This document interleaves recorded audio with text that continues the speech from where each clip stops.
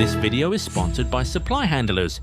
The tournament you love was built on rules so strange, so outdated and so completely absurd that modern football fans would not believe they were ever real. These are 15 of the weirdest rules that actually existed at the World Cup. And by the time we get to number 1, you are going to question everything you thought you knew about this game. Hey fam, this is your chance to build the jersey collection you've been waiting for. The Goal 90 bundle deal is live. Buy 2 jerseys and get 10% off. Buy 3 and get 15% off. Buy 4 and get a massive 25% off. Club kits, country kits, retro classics, pick your favourites and save big. And yes, every order comes with free worldwide shipping. The deal runs only until the end of May. Goal 90 bundle deal. Buy more, save more. Shop now at Goal 90 Shop. Number 15. No crossbars. In the earliest days of football, there were no crossbars on the goals, just 2 posts and a tape stretched between them. A ball that flew between those posts at any height counted as a goal. Head height, 10 feet up, 20 feet up, didn't matter. If it went between the posts, it was in. Permanent crossbars only became a standard requirement in 1882. Football looked very, very different before then. Number 14. No overseas players in qualifying, 1950s. This one is almost impossible to imagine today. If you had left your home country to play your football abroad, you were out. Squads had to be built entirely from locally based talent, no matter how good the players abroad were. Think about what that means in today's game. Imagine telling a nation they cannot pick their best players simply because they play in a foreign league. Careers were at their peak, opportunities were there, and none of it mattered because the rules said no. Number 13. No qualification rounds, 1930. The very first World Cup in Uruguay had no qualification process whatsoever. FIFA sent out invitations and waited to see who showed up. Most European nations refused to make the longboat journey to South America. Only 4 European teams made the trip, 13 nations total took part. No playoff, no qualifying campaign, no pressure, just a letter, a decision, and a very long boat ride. Number 12. The simultaneous kickoff rule, 1930. At that same tournament, 2 World Cup matches were scheduled to kick off at the exact same time on the same day, in different venues. No coordination, no staggered start times, 2 games running simultaneously in the same group. The idea of that happening today is unthinkable. Back then, nobody questioned it. Nowadays, this is only reserved for the final matches of the group stage. Number 11. Goal kicks had to leave the penalty area. Until 2019, the ball had to fully leave the penalty area before any player could touch it from a goal kick. If any player touched it inside the box, the referee would blow the whistle and order a retake. Outfield players could not receive a pass inside the box directly from a goalkeeper. The change that year allowed teams like Spain and Netherlands to build play directly from goal kicks and transformed how modern football looks. Most fans forgot the old rule existed almost immediately. Number 10. No yellow or red cards, 1930 to 1970. For the first 40 years of World Cup football, there were no yellow cards and no red cards, not a single one. Nobody watching knew if someone was sent off until they saw a player walking to the tunnel. The cards were only introduced at the 1970 World Cup in Mexico. Referee Ken Aston reportedly came up with the idea while sitting at a traffic light. Red for stop, yellow for caution. 40 years of football without them. Crazy. Number 9. Goalkeeper 4-step rule, 1912 to 1990. From 1912 all the way through to 1990, goalkeepers were only allowed to take 4 steps while holding the ball before releasing it. 4 steps. That was it. Nearly 80 years. Most football fans today have never even heard of it.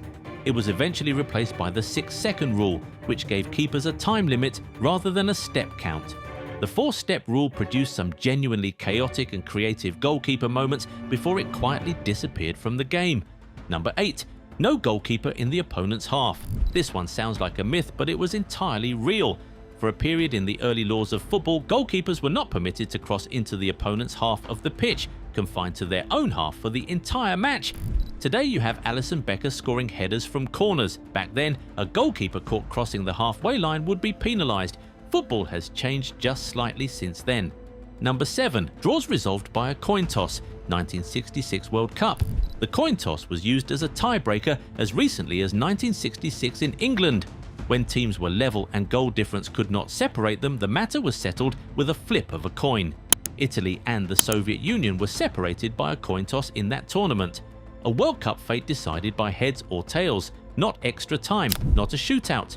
A coin flipped in the air. Italy called it correctly and progressed. The Soviet Union went home. Number 6. Drawing lots to escape the group stage. 1990.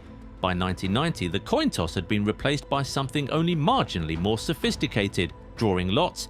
The Republic of Ireland and the Netherlands finished level on points, goal difference, goals scored, and even their head-to-head result. Every tiebreaker exhausted, so FIFA put both nations' names in a hat and drew one out. Ireland came out first, they finished second, Netherlands finished third. Two nations whose entire group stage journey ended not with football but with someone reaching into a hat. Number 5. The backpass rule did not exist. Before 1992, nothing stopped a player from passing the ball back to their goalkeeper and watching them pick it up with their hands, again and again, for as long as they wanted. The 1990 World Cup in Italy became so notorious for this that FIFA had seen enough. The average goals per game was 2.21, the lowest in World Cup history. From 1992 onwards, goalkeepers could no longer handle deliberate back passes. The game opened up almost overnight. Number 4. No substitutions, 1930 to 1970. From 1930 all the way to 1966, there were no substitutions permitted. None. If a player got injured, that was it. His team carried on without him. In the 1930 World Cup semi-final, the United States had a player injured in the 19th minute. No replacement came. They played the rest of the match a man down and lost heavily to Argentina. Teams sometimes finished games with 9 men, 8 men. It was brutal and completely relentless. Tactical substitutions were only introduced at Mexico 1970. It took 40 years. Number 3. No yellow card accumulation reset. For a long period of World Cup history, yellow cards accumulated across the entire tournament without any reset at all. A player booked in the group stage carried that card all the way through the knockout rounds. One mistimed tackle in the opening game could result in a player missing a semi-final or a final. Today, bookings are cleared after the quarter-finals. Back then, players and coaches had no such safety net. One bad moment and your World Cup was effectively over. Number 2. The Golden Goal Rule, 1998 to 2002. In 1998, FIFA introduced one of the most controversial rules in football history, the golden goal. In extra time, the first team to score would immediately win. The game ended on the spot. Laurent Blanc scored the very first World Cup golden goal, sending France past Paraguay in 1998. It produced extraordinary tension, but it also produced something nobody wanted: defensive, paralysed football. Teams so terrified of conceding that extra time became even more negative than regular time. FIFA abolished it in 2004 after just 2 World Cup editions. Number 1. No substitutions for goalkeepers. And finally, the rule that produced the most chaotic images in World Cup history. For decades, if a goalkeeper was injured and could not continue, there was no provision to bring on a specialist replacement.